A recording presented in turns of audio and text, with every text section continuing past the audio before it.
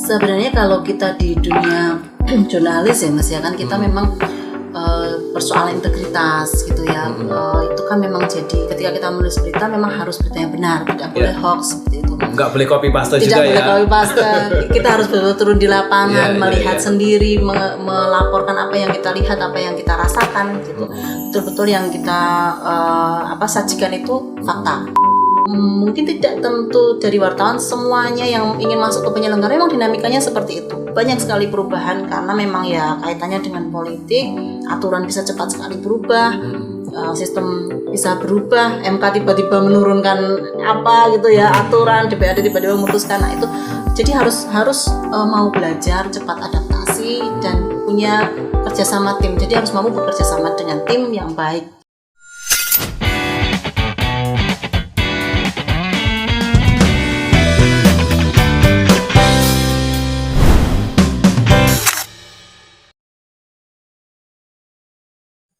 Assalamualaikum warahmatullahi wabarakatuh.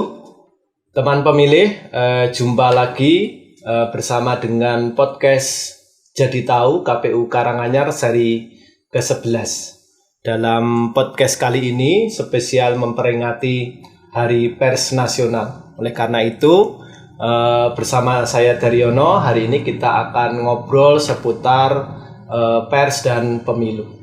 Teman pemilih, sebagaimana kita ketahui, penyelenggara pemilu itu banyak yang sebagian diantaranya itu berlatar belakang wartawan. Nah, oleh karena itu, kita akan ngobrol dengan mantan wartawan yang kini menjadi penyelenggara pemilu. Di studio sudah hadir narasumber kita pada hari ini, anggota Bawaslu Kabupaten Karanganyar, Dini Triwinaryani yang dulunya juga merupakan wartawan. Selamat siang Mbak Dini. Selamat siang, Mas Yon. Gimana kabarnya Mbak? Alhamdulillah sehat, semangat.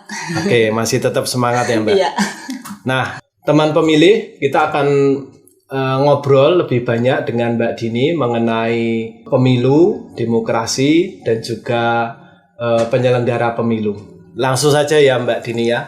Oke. Siap. Mbak Dini, ngomongin soal wartawan dan pemilu, Ya. mungkin bisa diceritakan dulu Mbak Dini, kira-kira pengalaman apa dulu semasa menjadi wartawan yang kemudian itu berkaitan dengan pemilu gitu. Oke. Selamat siang teman pemilih ya kita. Ya, teman pemilih, betul. Oke, teman pemilih ya. Saya terima kasih dulu dengan teman-teman KPU yang sudah menghadirkan saya bersama Pak Ketua. Ini sebenarnya saya seperti reuni sama Pak Ketua ini seperti reuni karena sebenarnya saya dengan Mas Yon ini di lapangan bersama ya Mas. Iya, dulu kita liputan bareng ya Mbak. Liputan bersama dengan Mas Yon. Jadi sebenarnya memang banyak romantika di lapangan itu yang kemudian setelah duduk di penyelenggara ternyata itu sangat berkaitan dengan tugas-tugas kita gitu ya. Karena memang di dunia jurnalis itu adalah kita harus mengedepankan soal integritas, soal check and balance, bagaimana kita harus menyajikan informasi dengan tepat. Nah, itu saya kira itu semangat-semangat yang sama dalam pengawasan, dalam penyelenggaraan mungkin ya kalau di KPU saya kira itu nafasnya masih nilai-nilai yang sama ya. Masih sama, masih dalam satu tarikan nafas sebenarnya. Tapi mungkin ini Mbak bisa diceritakan dulu liputan-liputan apa yang berkaitan dengan pemilu. Ya mungkin kan teman pemilih juga pengen tahu kira-kira dulu apa nih yang dikerjakan waktu menjadi wartawan yang kaitannya dengan pemilu. Iya. Jadi kebetulan sekali memang penugasan saya waktu itu waktu di Suara Merdeka dan di Radio Ria FM itu memang di bidang politik. Jadi kebetulan di politik ya. Jadi di pemerintahan dan politik. Pertama kami mengawal di Pemkot. Saat itu zaman Jokowi mau naik itu ya. Jokowi dan Rudi. Nah, Jokowi dan Rudi naik yang di periode pertama, kemudian di Suara Merdeka saya di periode kedua. Jadi meskipun bertugasnya di Pemkot, tapi akhirnya kami juga harus mengawal bagaimana mereka berkampanye, bagaimana mereka menjalankan fungsinya sebagai wali kota, tetapi juga sebagai peserta. Jadi sebenarnya juga sudah mengarah ke pengawasan juga kan, karena Iya. fungsi di jurnalis kita ini kan juga memang salah satunya adalah pengawasan. Iya, betul. Kemudian di 2015, nah ini era Jokowi yang kedua ini kan memang Rudi mau menggantikan karena Jokowi sudah naik ke Jakarta. Kemudian Rudi, nah ini juga ditugaskan di DPRD bersama Mas Yon ini. Iya, masih ingat saya itu. Iya, bersama Mas Yon. Jadi kita ketemunya juga partai, kita bersinggungan dengan tim-tim kampanye, dengan jaringannya ya ternyata seputar dunia politik juga gitu. Jadi cukup berkaitan rupanya. Iya. Adanya saya juga masih ingat ya, dulu kita liputan bareng ke kantornya Panwaslu. Waktu itu Bawaslu masih namanya Panwaslu kan ya. Kemudian ke kantor partai politik kita ngeliput pendaftaran calon gitu ya, baik di pemilu maupun pilkada, termasuk rekapitulasi gitu juga ya. Jadi meskipun belum jadi penyelenggara, tapi kita sudah sama seperti penyelenggara, karena Mas Yan mungkin juga ingat ya, waktu kita mesti mantengin angka mau melihat angka, karena juga harus melaporkan ke kantor gitu. Kalau kampanye pun kita juga nungguin kampanye gitu ya. Kalau sekarang kan kayak teman-teman Bawaslu ya, kalau ada kampanye kan mesti nongkrong di kampanye itu. Kita pun bukan pengawas tapi ya karena harus menuliskan berita di situ gitu. Supaya rupanya itu sudah mulai terlibat di situ ya, dalam posisi yang berbeda mungkin ya. Dan itu pengalaman itu, pengetahuan itu juga punya andil ya, betul, di dalam sekali. Sekarang menjadi anggota Bawaslu. Iya, betul. Jadi ketika mungkin kalau dulu kita memotretnya dari luar ya, dalam tanda kutip dari luar itu kita melihat para penyelenggara ini di dalam ruang kaca, kita yang melihatnya dari luar gitu ya. Jadi jadi kita mengkritisi, melihat seperti apa mereka bekerja, harusnya tuh begini, harusnya tuh begitu ya. Kita yang mengawal. Ternyata sekarang kita yang masuk di dalam ruang kaca. Kalau dulu lihat dari luar, sekarang yang dilihat ya. Yang dilihat di dalam ruang kaca. Tapi itu justru menempa kita ya. Artinya ekspektasi publik itu seperti itu, begitu tingginya kepada teman-teman penyelenggara ya, termasuk di KPU, di Bawaslu gitu. Jadi memang ketika kita mengalami sebagai the outsider gitu ya, ketika kita menjadi orang dalam, ekspektasi publik itu sebegitu tinggi loh. Seperti kita waktu menuliskan laporan, menuliskan berita, itu kan kita membawa suara masyarakat ya. KPU tuh kudu ngene, Bawaslu tuh kudu ngene. Nah, itu setidaknya memberi memberi rasa atau memberi semangat kita yang kurang lebih bisa membawa itulah. Ya mungkin tidak sempurna ya, tapi kita sangat berupaya untuk bisa menjadi seperti itu. Oke, terus kemudian ini Mbak, gimana ceritanya? Maksudnya dulu kan jadi wartawan sampai kemudian kemarin menjadi anggota Bawaslu tahun 2023 ya. Nah, itu mungkin diceritakan Mbak biar pemilih tahu perjalanannya gitu ya. Sampai kemudian ikut seleksi Bawaslu Karanganyar seperti apa? Ya, jadi memang setelah dari berpindah beberapa media gitu ya, dari 2024 sampai 2016 kan memang ada 2004 toh. 2004 itu sempat di radio, sempat di koran, kemudian memang harus resign karena alasan kesehatan, kehamilan gitu ya. Jadi memang sebelum di Bawaslu sebenarnya sempat nyoba di KPU ya. Daftar juga ya. Daftar juga, tapi rupanya belum berjodoh di KPU. Jadi memang ketertarikan saya memang kebetulan karena liputan-liputannya itu mengarah ke bidang, kebetulan ya, arahnya ke bidang-bidang politik. Jadi ketika ada pembukaan pendaftaran itu saya merasa ini mungkin relate ya. Ruangnya mungkin kalau kemarin ruangnya di luar, mungkin sekarang saya bisa dalam tanda kutip bisalah saya melakukan itu, saya bisa mengabdikan apa yang saya dapat di luar itu untuk masuk di dalam gitu.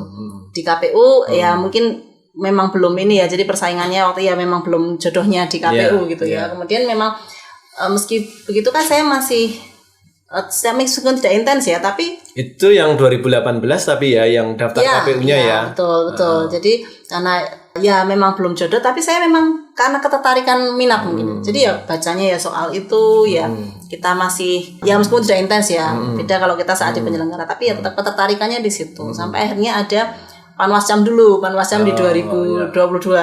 Panwascam Jaten ya. Sempat di Panwascam Jaten dulu karena saya kira oke, kalau memang di kabupaten belum, mungkin memang harus dari kecamatan dulu gitu ya. Mungkin saya bisa memulai dari situ. Nah, alhamdulillah memang lolos di kecamatan. Kemudian di 2023 ada pembukaan di kabupaten. Saya coba lagi dan ternyata jadi, lolos. Lolos. Wartawan 10 tahun. 10 tahun ya. Kemudian menjadi panwascam mungkin 1 tahunan ya.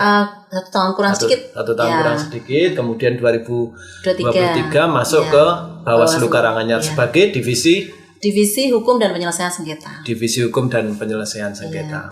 Oke. Itu ini ya jalan hidup lah istilahnya. Jalan hidup. Iya, baru berjodohnya di tahun 2023. Dan kita kebetulan ini ketemu teman juga gitu ya. Masuknya bareng gitu ya. Ternyata ini Mbak bertemu Dini lagi. ini di Bawaslu 2023 Agustus. ya, kemudian saya di KPU juga 2023 Desember. Jadi kita dulu saya banyak kesamaannya dengan Mbak Dini.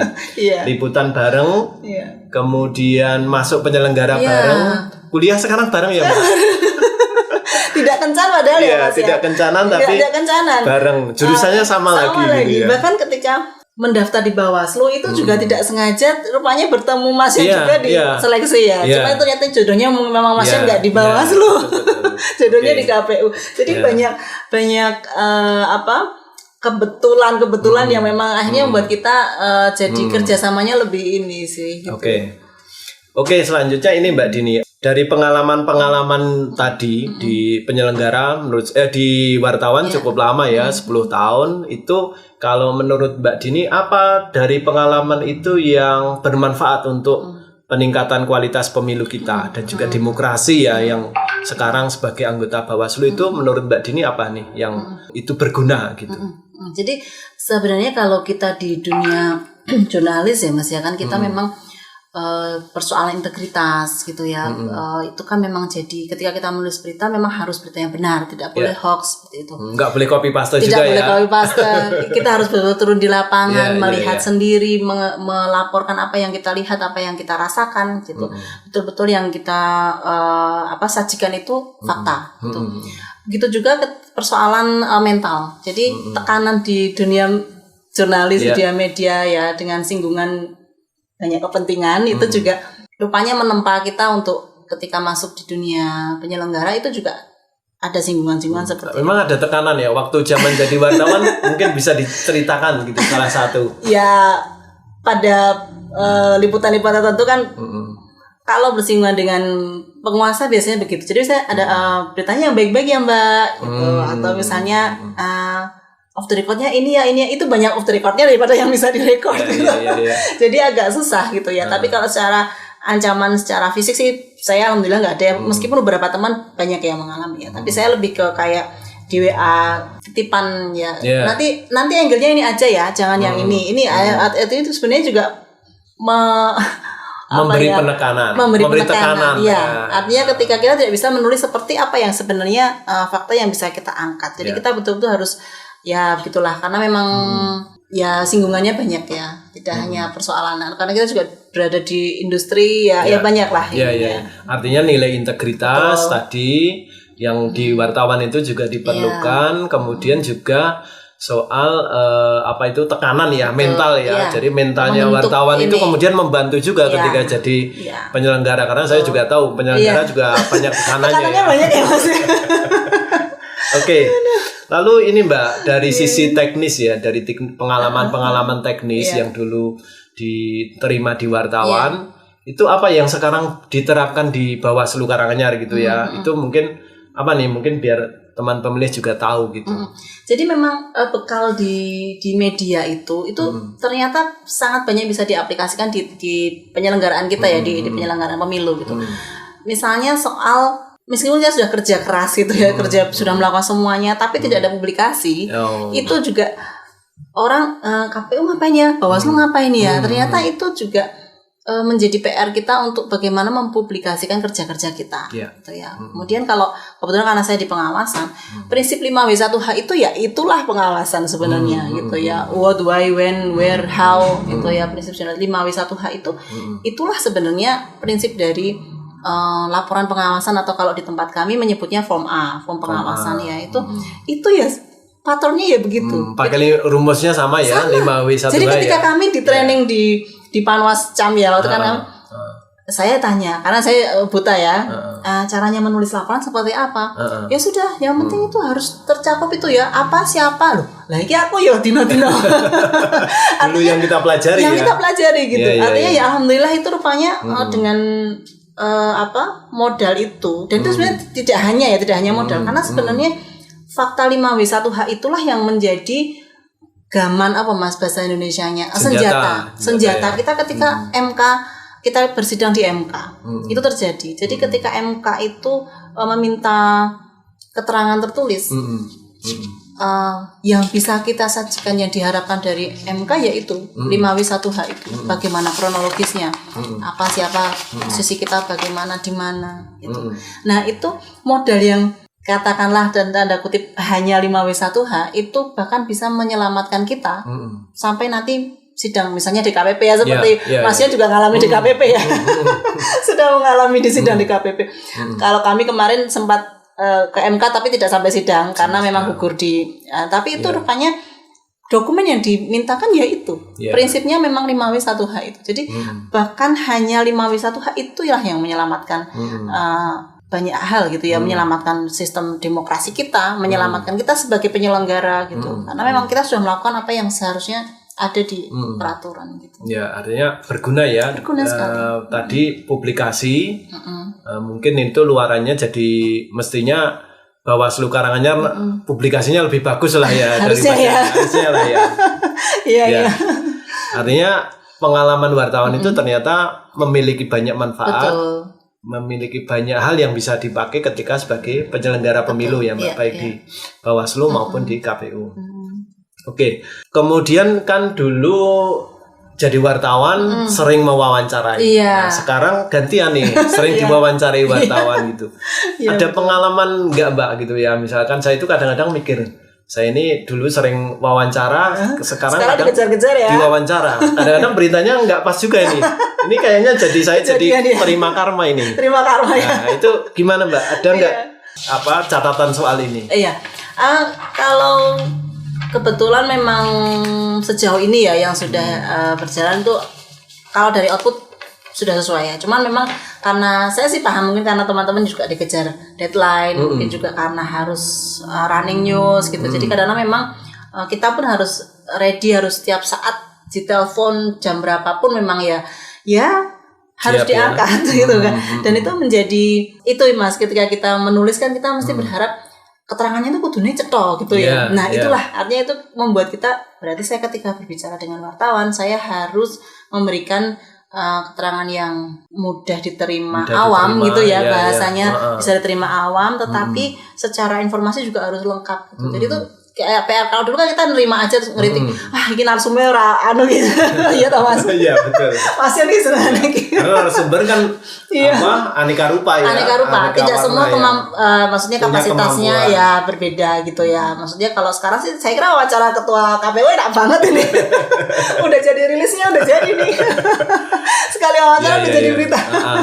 Strukturnya udah jadi gitu. Ya itu menurut saya itu jadi ruang belajar juga bagi saya gitu. Ketika saya menjadi pewawancara gitu ya sebagai jurnalis, kita berharap kudune narasumber itu mesti cetok to mbok sing gitu. Kemudian saya belajar jadi ketika saya mau menyampaikan sesuatu harus jelas dan harus mudah dipahami secara awam ya, karena kan publik kita berbeda-beda juga gitu. Tapi kalau sejauh ini untuk output sih aman masih ini ya sesuai, maksudnya tidak ada ya yang cuma ya mungkin soal waktu kadang foto harus sekarang kalau kita kan beberapa teman kan ada nggak ambil foto ketika kejadian gitu ya. Nah saya sendiri kadang juga nggak, karena ada staff mungkin ya, jadi kadang-kadang staff juga ada kerjaan lain, jadi kadang ngirim ke grup kadang lama ya, paling teknis-teknis seperti itu saja sih sebenarnya. Artinya jadi lebih memahami bagaimana menjalin relasi dengan wartawan ya, kita memposisikan kayak kita dulu gitu ya. Mereka pasti kan juga dikejar waktu dikejar deadline, dikejar ini.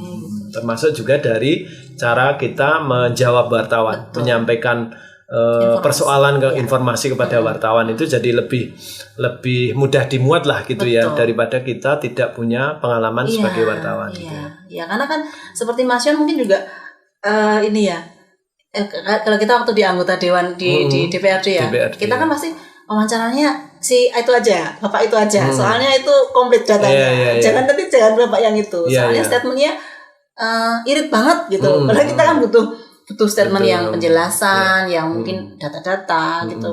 Kita pun juga akhirnya memfilter. Nah, mungkin saat Mas Yon juga sekarang di posisi sekarang kan kemudian jadi bisa membawa itu tadi ya, membawa harapannya teman-teman jurnalis itu bisa kita akomodir gitulah ini. Artinya teman-teman yang mantan wartawan yang kini menjadi penyelenggara itu semestinya rumus sederhananya mestinya dia lebih pandai dalam menjelaskan berbagai persoalan kepada wartawan ya dibanding mungkin rekan penyelenggara yang dulunya bukan wartawan gitu ya. Itu idealnya begitu ya, meskipun nanti kasusnya bisa beda-beda. Ya, bisa juga yang bukan dari wartawan mungkin bisa lebih bagus karena public speaking-nya udah bagus. Betul, karena penyelenggara ini memang ini ya masih sangat terbuka ya dari latar belakang bermacam-macam gitu ya. Jadi tidak hanya profesi wartawan, artinya sepanjang dia memenuhi syarat kan boleh lolos jadi penyelenggara gitu. Ya. Jadi dan banyak teman-teman yang sudah di LSM mungkin atau di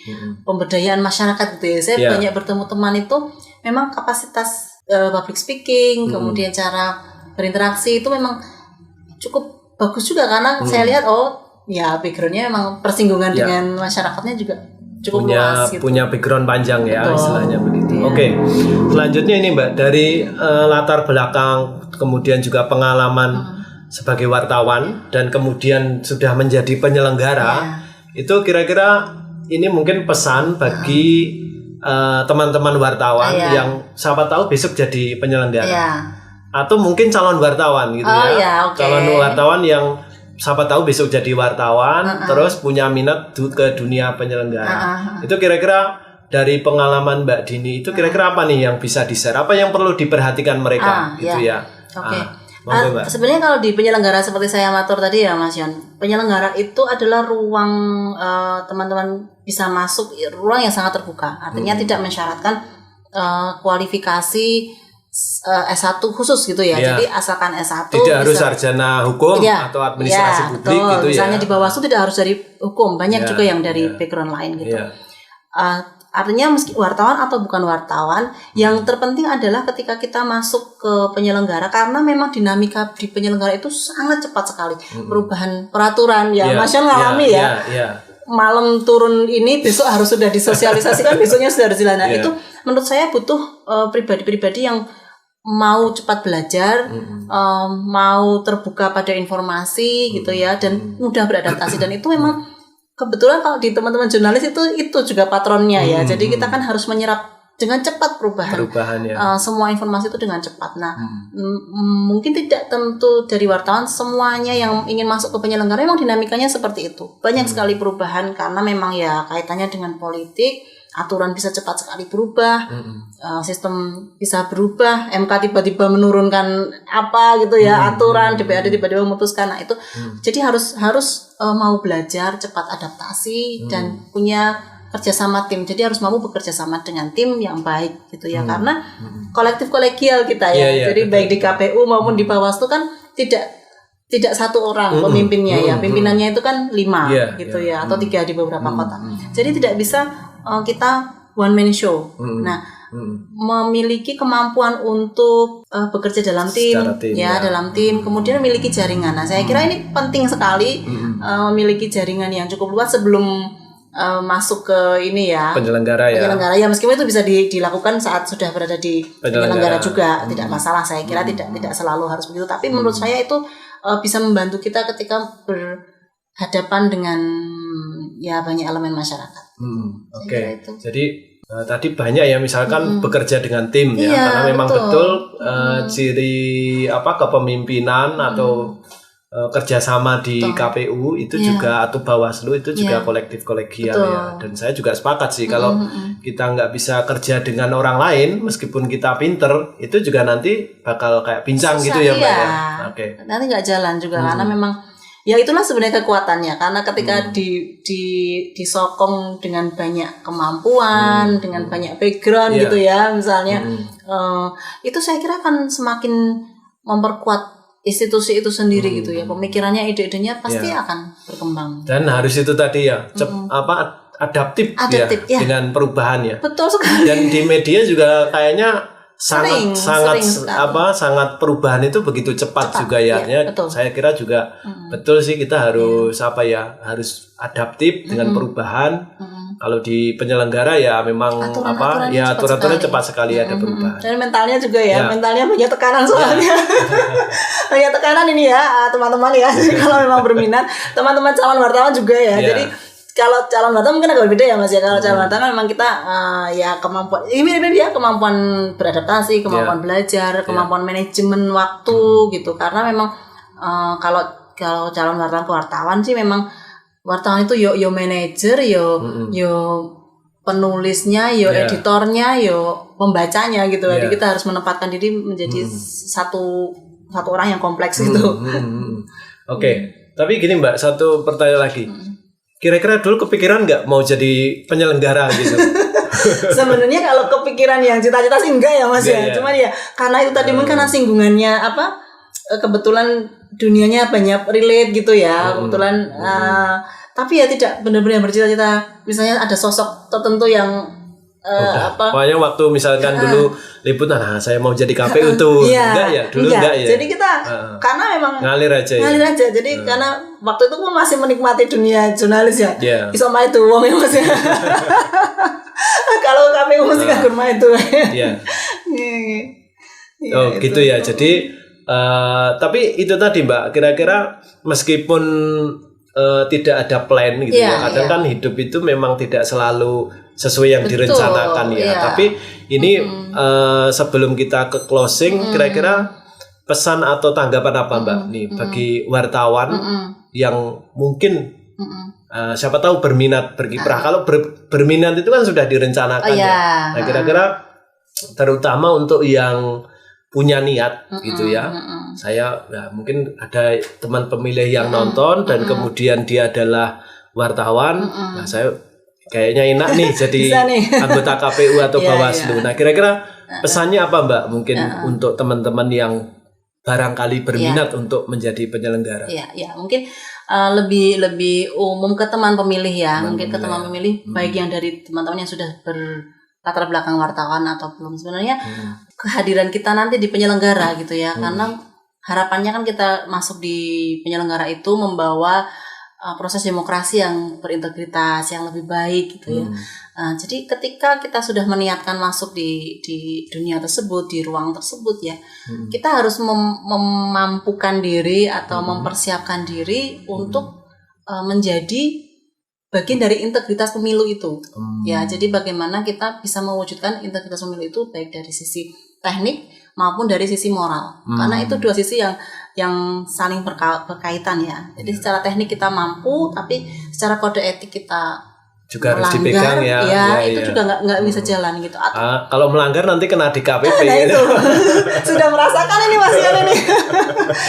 Sempat dilaporkan meskipun tidak terbukti ya, tapi kan sempat merasakan atmosfer berhadapan dengan ya itu menurut saya ketika kita masuk di penyelenggara memang itu dua sisi. Secara teknik kita harus menguasai aturan dan ya semua hal ya termasuk adaptasi dinamika yang sangat cepat gitu ya.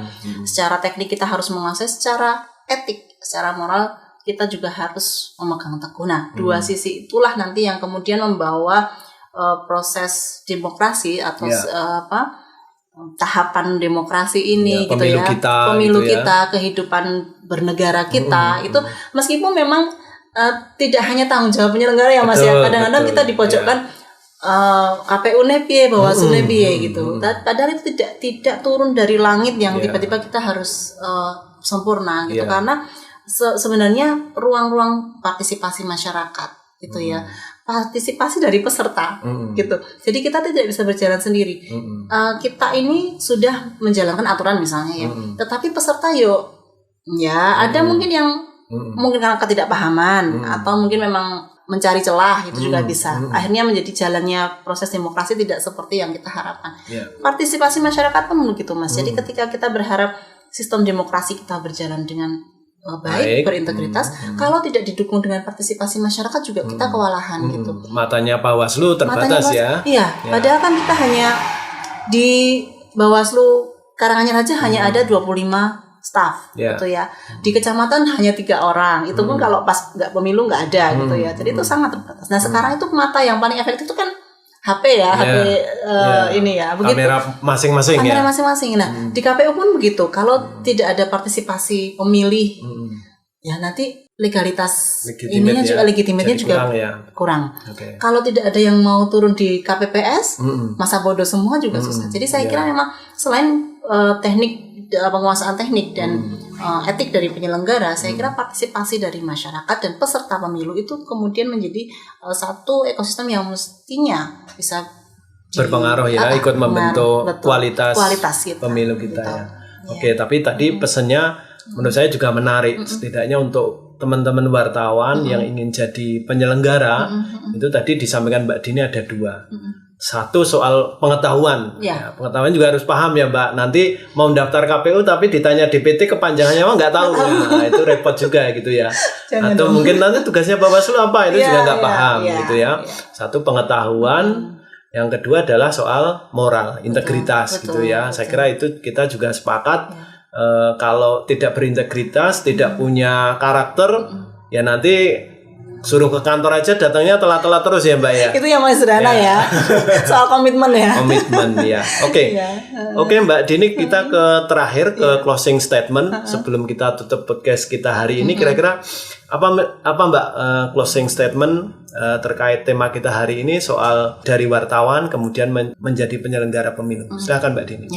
Ya, jadi untuk menciptakan demokrasi yang lebih baik tentu kita membutuhkan kerjasama di semua elemen masyarakat. Salah satu faktornya adalah penyelenggara yang berintegritas dan beretika, gitu ya, baik dari background manapun. Salah satunya kawan-kawan kami yang masih di lapangan ya sebagai wartawan ataupun profesi lain yang memang tertarik untuk masuk ke dunia kepemiluan.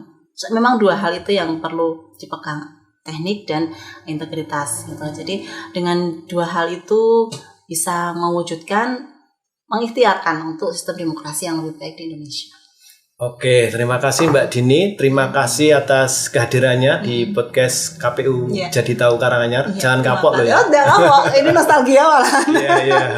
Oke, terima kasih Mbak Dini. Sehat selalu ya. Terima kasih. Oke, teman pemilih, demikian tadi obrolan kita hari ini seputar pers dan juga penyelenggaraan pemilu. Semoga obrolan kita hari ini itu bermanfaat untuk teman pemilih semua. Sampai ketemu lagi di edisi podcast selanjutnya dan juga memperingati Hari Pers Nasional tahun 2026 itu 2026 ini kami KPU Karanganyar menyampaikan ucapan selamat Hari Pers Nasional bagi seluruh pers, insan pers di tanah air. Demikian kita akhiri. Wassalamualaikum warahmatullahi wabarakatuh. Waalaikumsalam.